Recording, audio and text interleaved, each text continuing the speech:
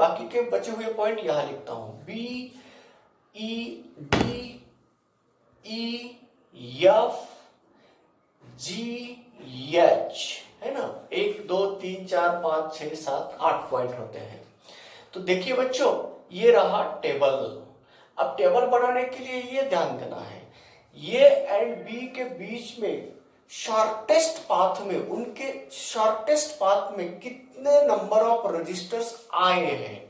तो चलिए, ये एंड बी के बीच में कितने रजिस्टर्स दिख रहे हैं, देखिए ये यहां है, बी यहां है, कितने रजिस्टर्स हैं, एक ही रजिस्टर है, एक। सी एंड बी में कितने रजिस्टर्स हैं, सी यहां है, बी यहां है, कितने हैं, एक। अब ये एंड डी में, ये यहां है, ये एंड डी में कितने हैं, एक एक। सी एंड डी में कितने हैं, सी एंड डी में कितने हैं, एक एक। चलो, ये दोनों पॉइंट की सिचुएशन एक सरीकी है, तो तब हम बोलेंगे ये दोनों पॉइंट इक्वल पोटेंशियल के हैं। तो इन दोनों को हम जोड़ देंगे, उन दोनों को शॉर्ट कर रहे हैं, तो इनको और इनको शॉर्ट किया इस वायर से, तो ये कॉमन जंक्शन बन गया, ये कॉमन पॉइंट बन गया, कॉमन जंक्शन बोलते हैं हम उसको। जिस तरह हमने A and B, A and D, C and B, C and D के बारे में जानकारी ली, उसी तरह ये एंड ई के बारे में देखेंगे। ये एंड ई कैसे हुआ, ए एंड ई कैसा हुआ। चलिए, ए एंड ई के बीच में कितने रजिस्टर्स हैं, ये एंड ई के बीच में एक रजिस्टर्स है, एक। ये एंड सॉरी सी एंड ई में, सी कहां, यहां, ई कहां, यहां। चलिए, शॉर्टेस्ट पाथ से उधर जाएंगे, ये रहा शॉर्टेस्ट पाथ, 1 2 3 3। अब ए से एफ के तरफ जाएंगे, ए से एफ के तरफ जा रहे हैं, शॉर्टेस्ट पाथ से गए तो भी 2 रजिस्टर्स मिलता है, तो 2 रजिस्टर्स आए हैं। सी एंड एफ देखो, ये रहा 2 रजिस्टर्स आए हैं, ओके। अब ए के तरफ से, ये से जी के तरफ जाएंगे, ये से जी तरफ जाने के लिए हमारे सामने 2 रास्ते, एक ये है, दूसरा ए है, तीसरा ये है। तो शॉर्टेस्ट पाथ है, कोई भी रहा तो उसमें कितने रजिस्टर्स आ रहे हैं, तो 3 आ रहे हैं, तो 3 रहे यहां से, 1 2 3, 1 2 3, 1 2 3, ऐसा होता है। तो सी से जी के तरफ जाओ, सी से जी के तरफ कितने आए, 1 1। अब चलो, ये से एच तरफ चलिए, ए से एच तरफ जाने के लिए 1 2 2, और सी से एच तरफ जाने के लिए फिर 2। तो चलिए, ये एफ एंड एच की स्थिति सरीकी दिख रही है, यानी कि ये दोनों पॉइंट कैसे हुए, इक्वल पोटेंशियल के पॉइंट है। आशीष पढ़ इक्वल पोटेंशियल के पॉइंट हुए हैं। तो इक्वल पोटेंशियल पॉइंट को हमें क्या करते हैं, जोड़ देते हैं, कनेक्ट करते हैं। तो ये अगर कनेक्ट कर दिए तो क्या होता है, देखिए जब ये कनेक्ट करते हैं, कौन से पॉइंट, एफ एंड एच, तो इनको कनेक्ट कर दो, ये कॉमन बन गए ना, तो ये कॉमन बन गए, इस जंक्शन को कॉमन जंक्शन बोलते हैं। तो चलिए बच्चों, ये रहा एक कॉमन जंक्शन, ये रहा दूसरा कॉमन जंक्शन, है ना। अब सर्किट को सिंप्लीफाई कर रहे हैं हम। जब ये कॉमन जंक्शन बनेगा, बी एंड डी को कॉमन करेंगे, तो ये रेजिस्टेंस पैरेलल हो रहा है। क्यों, दोनों के बीच में ये एंड ये जंक्शन कॉमन है। जब दोनों रजिस्टर के बीच में 2 जंक्शन कॉमन होते हैं, उसको हम पैरेलल कॉम्बिनेशन बोला जाता है। तो चलिए, हम सिंप्लीफाइड सर्किट, जैसे ही इक्विपोटेंशियल पॉइंट मिलते हैं तब हम सर्किट को सिंप्लीफाई करते हैं। तो सिंप्लीफाई करने के लिए क्या कर रहे हैं हम, अब ये से निकलेंगे, ये से निकले हैं, अब यह 2 रजिस्टर का पैरेलल कॉम्बिनेशन मिला है। यहाँ बी एंड डी का कॉमन जंक्शन है, ये common junction B and D का है। अब जिस तरह ये 2 रजिस्टर को मैंने लिया, ए से स्टार्ट हुआ हमारा जर्नी, तो यहां से अब बी के तरफ से भी आ सकते हैं, सी पॉइंट की तरफ से। ये सी पॉइंट है। अब बताइए, ये दोनों रजिस्टर्स पैरेलल में हो गए। क्यों? इन दोनों का दूसरा टर्मिनल BD नाम के जंक्शन को है और बचा हुआ टर्मिनल C पॉइंट को जोड़ हुई। तो ये दोनों किस कॉम्बिनेशन में है? पैरेलल कॉम्बिनेशन में है। तो इस तरह ये रहा जंक्शन कौन सा? BD को। तो इसको हम जोड़ देंगे। तो ये दो रजिस्टर आए और ये दो रजिस्टर्स, कुल मिला के 4 रजिस्टर्स आए हैं हमारे सामने। तो अब बचे कितने? 8 बचे हैं, है ना। तो 12 रजिस्टर से 4 आए, 8 बचे हैं। तो चलिए बच्चों, ये सामने फ्रंट व्यू के 4 आ गए। अब पिछले व्यू से देखिए, ये से निकला हुआ एक है, ये से निकला हुआ एक है, यफ है, ये यफ है, सॉरी ई पॉइंट है यहाँ। तो ये से निकला ई पॉइंट मिल गया। उसी तरह सी से निकला सी पॉइंट, सी से निकला जी पॉइंट,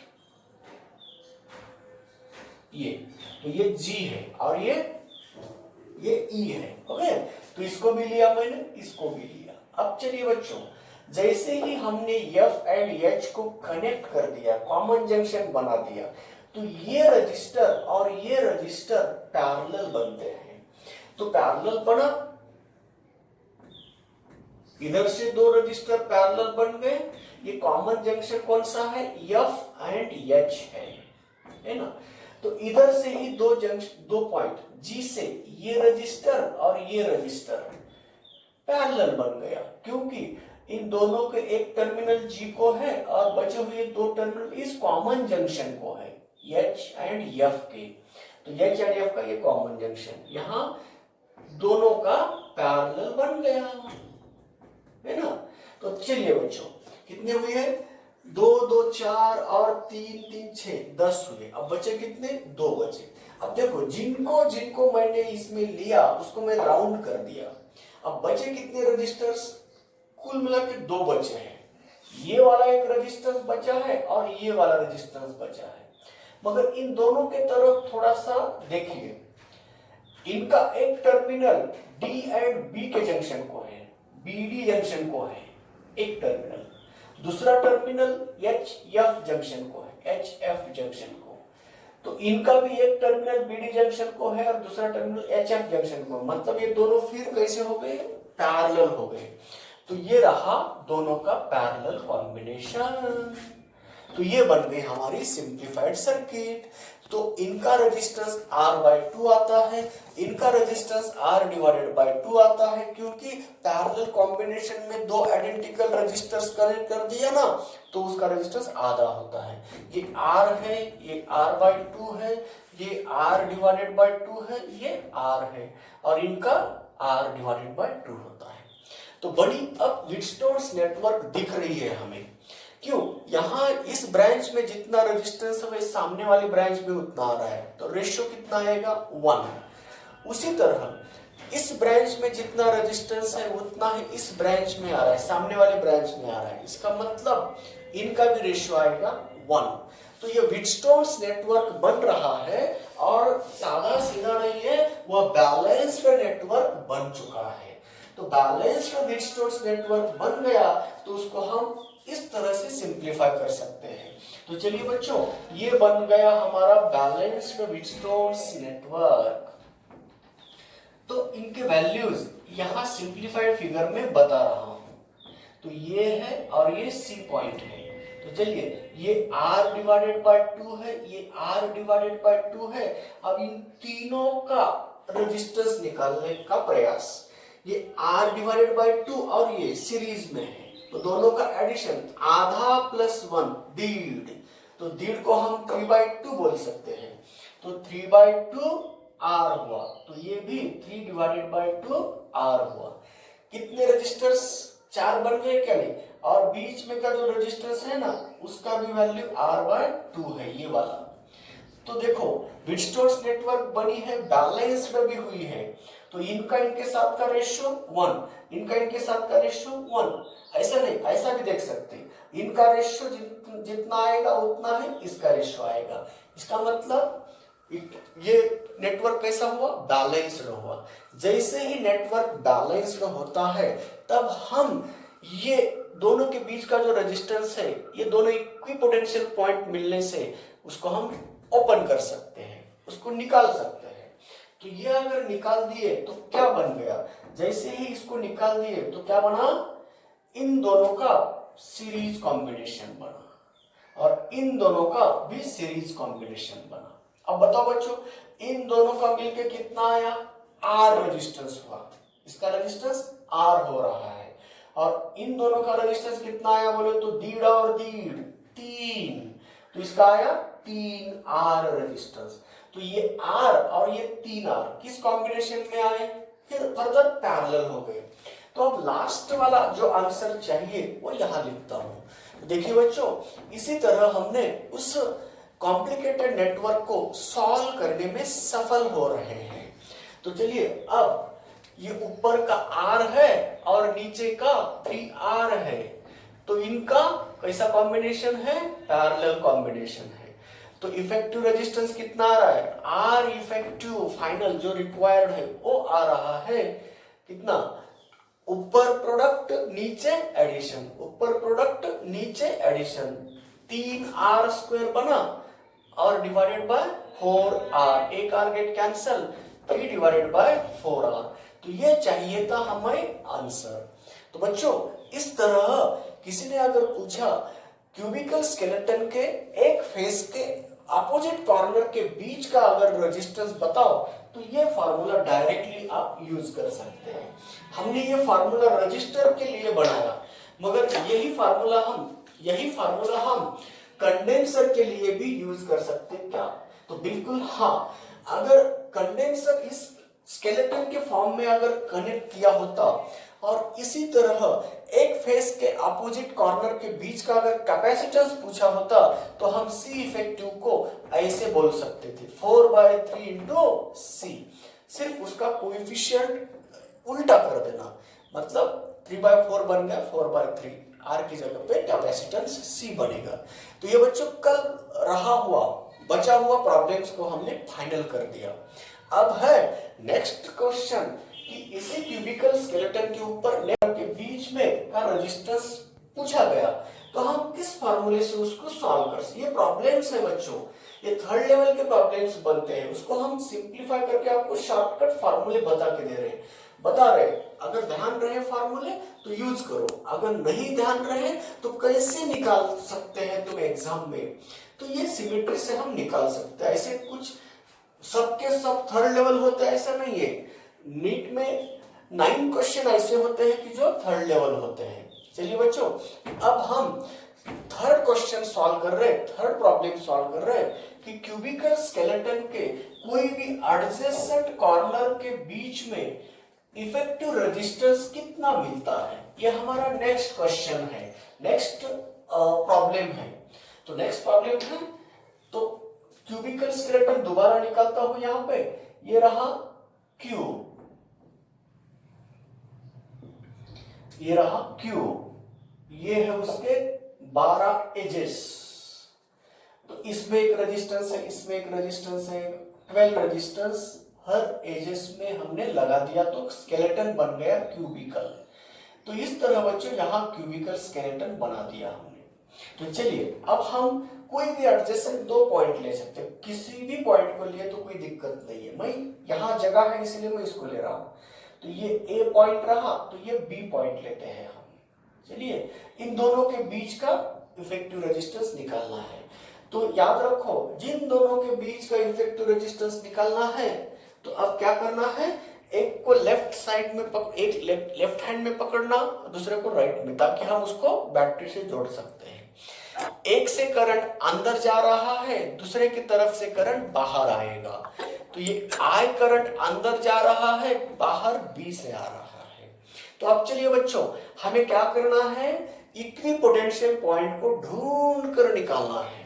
तो इक्विपोटेंशियल पॉइंट को ढूंढने के लिए 2 तरीके, या तो सिमेट्री देखो, नहीं तो टैबुलेटेड मेथड से उसको निकाल दो।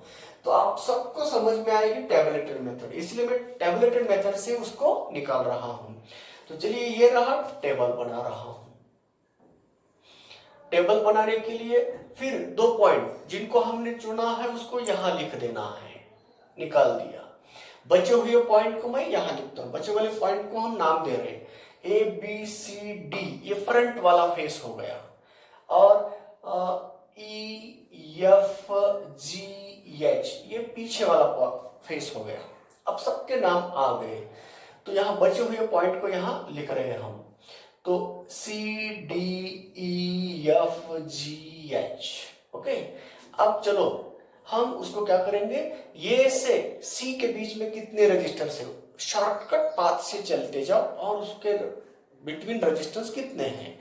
तो ये से निकले सी के तरफ, तो ये इधर से जाओ या इधर से जाओ, शॉर्टकट पाथ में कितने रजिस्टर्स आए, 2, तो उसको 2 लिख देना यहां से। बी एंड सी के बीच में देखो, बी एंड सी के बीच में कितना आया, 1 आया, नंबर दिया। ये एंड डी के बीच में देखो, ए यहां है, डी यहां है, कितने हैं, 1 है। तो बी एंड डी के बीच में देखो, बी एंड डी के बीच में देखो कितने आए हैं, 2 आए हैं। चलो ये सरीके है क्या, नहीं, उल्टे है, नहीं है सरीके। अब ए एंड ई के बीच में देखो, ए यहां है, ई यहां है, कितना है, 1 है ना। और ये बी एंड ई के बीच में देखो, बी एंड ई के बीच में कितने हैं, 2 आगे क्या, दोनों सरीके आ गए। मतलब कौन से पॉइंट इक्वल पोटेंशियल के हैं, तो दोनों पॉइंट बन गए डी एंड ई, ये दोनों शॉर्ट कर दिया हमने, एक दूसरे के साथ जोड़ दिया, तो ये कॉमन जंक्शन बन गया। उसी तरह ए एंड एफ ढूंढो, ए कहा, यहां, एफ यहां, 2 आया। अब बी एंड एफ को देखो, 1 आया, बन गया, ये दोनों इक्वी पोटेंशियल पॉइंट सरीका हो गए ना, तो ये दोनों इक्वी पोटेंशियल, कौन सा, ये एफ एंड सी पॉइंट, सी कहा, यहां, ये दोनों एक दूसरे के साथ कनेक्ट कर दिए, तो ये कॉमन जंक्शन 2 मिल गए। आगे भी प्रयास कर रहे हैं हम, चलिए, ये एंड जी, ए एंड जी, ए से जी के तरफ आने के लिए शॉर्टकट पाथ से 3, 1 2 3, B and G, B and G 2। अब ए एंड एच 1 2 और B and H, B and H कितने होते हैं, 1 2 3। तो ये सरीके हुए क्या, नहीं, उल्टे हुए हैं, सरीके नहीं। तो ये दोनों और कौन सा, ये दोनों एक दूसरे के साथ ज्वाइंट कर दिया, तो हमें pair of equipotential points मिल गया। तो अब हमें सिंप्लीफाइड सर्किट बनाना है।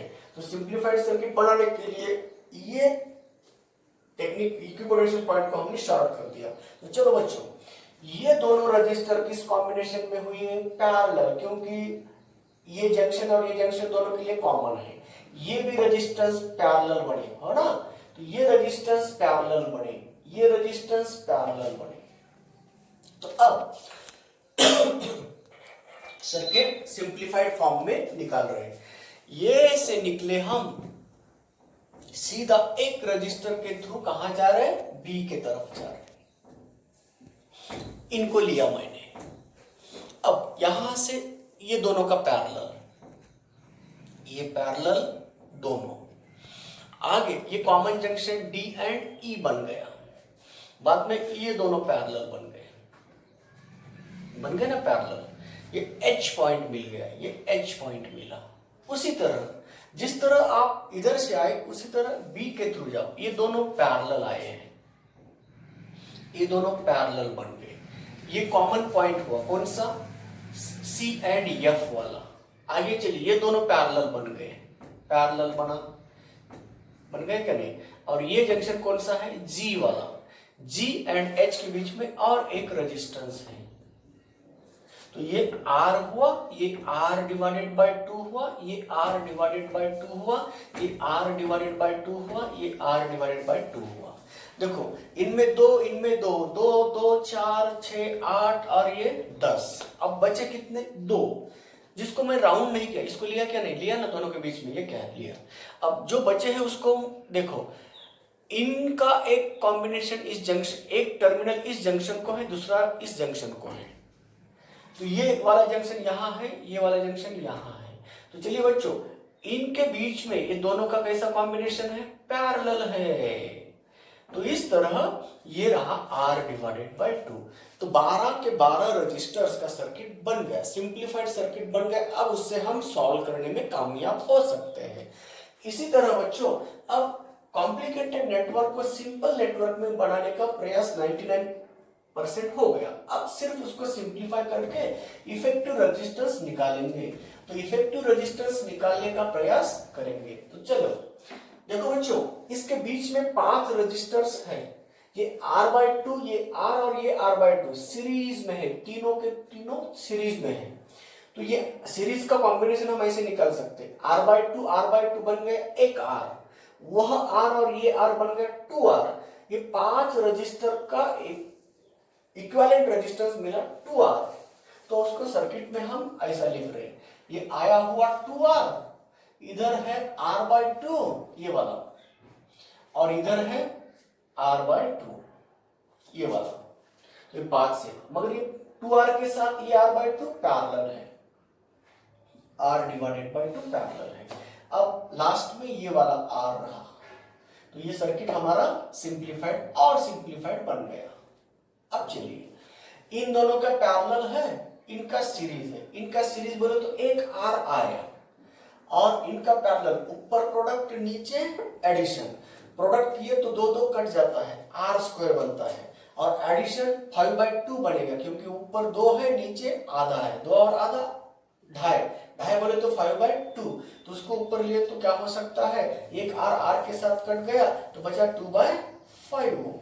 तो चलिए, ये R है, इनका रेजिस्टेंस निकाल रहा हूं मैं, R प्लस ये कितना बना, चलिए R प्लस इसका रेजिस्टेंस कितना बन रहा है, ऊपर प्रोडक्ट R², नीचे एडिशन 5/2R, गेट कैंसिल, तो 2/5R, 2/5R।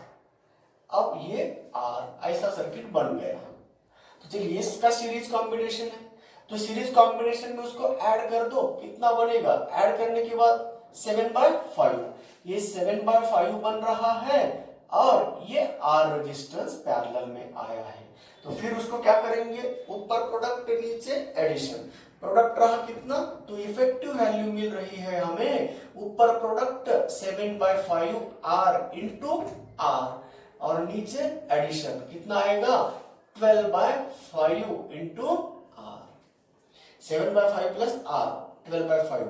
तो एक R के साथ 5 के साथ कैंसल, तो हमें जो चाहिए वो फॉर्मूला मिल गया 7/12R। तो इसी तरह बच्चों हमारा ये फाइनल आंसर आ गया। The effective value of the resistance between the adjacent corners of the cubical skeleton made up of 12 resistors having each value of R। तो इस तरह हमने उसको निकालने में कामयाब हो गए। तो आप बताओ बच्चों, यही क्वेश्चन अगर कंडेंसर के ऊपर का आया तो कैसे सॉल्व कर सकते हैं। तो अगर कंडेंसर के ऊपर अगर इसी तरह हमने अगर स्केलेटन बनाया कंडेंसर का, तो capacity C effective between the adjacent corner आएगा 12 डिवाइडेड बाय 7 टाइम्स C। तो हम रजिस्टर का बता रहे हैं, साइमल्टेनियसली कंडेंसर का भी आपको लिख के दे रहे हैं, ताकि क्योंकि जैसा हमने कॉम्बिनेशन सीरीज का यहाँ पढ़ा है तो वह सेम होता है पैरेलल के जैसा कैपेसिटर में, और यहाँ पैरेलल रजिस्टर का हुआ तो वहाँ सेम होता है सीरीज कैपेसिटेंस के फॉर्म में। तो यही अल्टरनेटिंग चेंजेस करते जाओ, और एक ध्यान रहा तो दूसरा हम याद कर सकते हैं। तो इसी तरह बच्चों, तो ये फॉर्मूला मिल गया तो दूसरा निकालने में हम कामयाब हो सकते हैं। इसी तरह क्यूबिकल स्केलेटन के 3 क्वेश्चन हो चुके हैं, तो 4 क्वेश्चन में से 3 हो गए। अब बचा सिर्फ लास्ट वाला प्रॉब्लम। 4 प्रॉब्लम में से 3 होने के बाद एक छोटा सा प्रॉब्लम बनता है। कैसा, क्यूबिकल स्केलेटन के मिसिंग एज के अक्रॉस 12 एजेस होते हैं, 12 एजेस में 12 रजिस्टर्स कनेक्ट कर दिया, ये हुआ ना सबका, तो लिख ले लो फास्ट। तो अगर 12 रजिस्टर क्यूबिकल स्केलेटन बनाया तो इसमें एक रजिस्टर कनेक्ट करना भूल गए, उसको हम मिसिंग साइड बोलते हैं। तो अगर एक साइड में रजिस्टर कनेक्ट करना भूल गए तो उस साइड को हम मिस्ड साइड बोलते हैं। तो मिस्ड साइड के अक्रॉस का रजिस्टेंस अगर पूछा तो कैसे निकाल सकते बच्चों, मैं शॉर्टली बताता हूं ताकि हम याद कर सकते उसको, इतना डिफिकल्ट अंदर जाने की जरूरत नहीं होती है। तो चलिए बच्चों, ये हमारा दोबारा एक सर्किट निकालता हूं। ये है क्यूब्स, एक क्यूब है उसके साइड से। देखो बच्चों, जिसका मिस कर रहे तुम इसको निकाल दो। ये ए पॉइंट बना, ये बी पॉइंट बना। अभी अभी हमने पढ़ाया ना, तो ये सब रजिस्टर्स है इक्वल वैल्यू के। तो जो हमने इक्विवेलेंट रेजिस्टेंस, इसको सिर्फ इसको हटाओ यार। जब इसको हटा दिए ना, जो भी सर्किट बचेगी वही आंसर रहेगा। तो चलिए, ऊपर वाले सब सर्किट का इफेक्टिव रेजिस्टेंस कितना आया है? 7/5R। तो इसका आंसर क्या रहेगा? 7/5R। क्यों? ये सब सर्किट जैसे हम सिमिलर है ना, जैसे कि हमने अभी अभी उसको पढ़ाया है। तो इसी तरह बच्चों, जो मिश्र साइड है, अगर इसको हमने कंप्लीट कर दिया तो क्यूब कंप्लीट हो गया। तो 12 रजिस्टर से बना हुआ ये क्यूबिकल स्केलेटन अगर हमें कंप्लीट करना है तो ए रजिस्टेंस जोड़ना होगा। अगर मिस्ड बोला है तो ये रजिस्टेंस मिस हुआ बोले तो हम उसको निकाल दिए, तो लास्ट में जो ऐड कर रहे हैं ना हम उसको निकाल दिए। इसका मतलब बचा कौन? 7/5R। तो इसी तरह ये लास्ट क्वेश्चन का फाइनल आंसर मिल गया। R effective of missed side of missing side क्या missed side of the cubical skeleton कितना आया? 7/5R आया। उसी तरह अगर कैपेसिटर के ऊपर अगर क्वेश्चन करता तो सी इफेक्टिव होता है 5/7C होता है। तो इस तरह बच्चों, यह रहा रजिस्टर का कॉम्बिनेशन और कैपेसिटर का कॉम्बिनेशन का भी साइमल्टेनियसली आपको बता दिया। तो इलेक्ट्रोस्टैट्स में कैपेसिटर का कॉम्बिनेशन पढ़ाते हैं, यहाँ रजिस्टर का कॉम्बिनेशन पढ़ाना खत्म हुआ। तो इस तरह हमने करंट इलेक्ट्रिसिटी के ऊपर के series combination, parallel combination, mixed combination of resistors यहां खत्म कर दिए। तो कॉम्बिनेशन ऑफ रजिस्टर्स होने के बाद अब हमारी अगली हेडिंग कौन सी हो सकती है? तो रजिस्टर का अगर कॉम्बिनेशन खत्म हुआ तो आगे क्या होगा? तो इलेक्ट्रिक सर्किट में और क्या क्या होते हैं? कंपोनेंट्स होते हैं। तो जिनके ऊपर, जिससे हम इलेक्ट्रिक नेटवर्क बनाते हैं, जिस जिस कंपोनेंट को हम उसके अंदर कनेक्ट करते हैं उसको हम बोलते हैं रजिस्टर्स, कंडेंसर, उसको कैपेसिटर भी बोलते हैं, सेल्स बोला जाता है, इंडक्टर बोला जाता है, स्विचेस, कीज बोला जाता है। तो इसी तरह हम आगे पढ़ रहे हैं कि series and parallel combination of cells.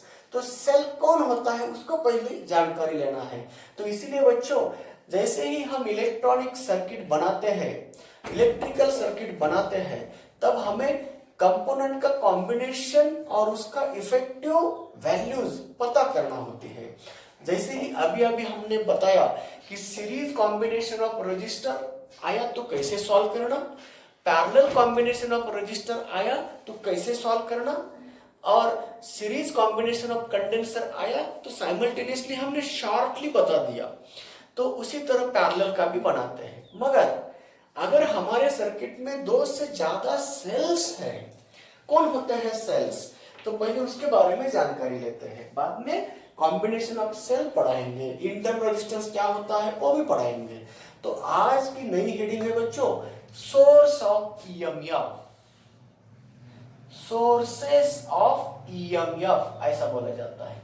तो पहले बताओ ईएमएफ कौन है? तो ईएमएफ यह शॉर्ट फॉर्म है किसका? जिनका एब्रिविएशन है इलेक्ट्रोमोटिव फोर्स। तो नाम के ऊपर मत जाओ, ये बेसिकली नॉट द फोर्स, ये नाम फोर्स है इसलिए फोर्स होता है ऐसा गलत है। तो ईएमएफ बोले तो इलेक्ट्रॉन को मोटिवेट करने वाला फोर्स, इलेक्ट्रिक चार्ज को मोटिवेट करने वाला फोर्स। तो मोटिवेट करना बोले तो कोई ना कोई एनर्जी उसको देना चाहिए, तो ये एनर्जी है।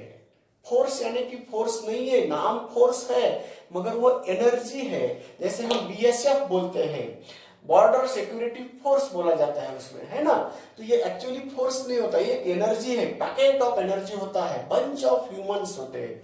उसी तरह यहाँ ईएमएफ बोले तो इलेक्ट्रिक चार्ज को मोटिवेट करने वाला फोर्स, यानी कि किसी ने किसी को दी हुई एनर्जी है।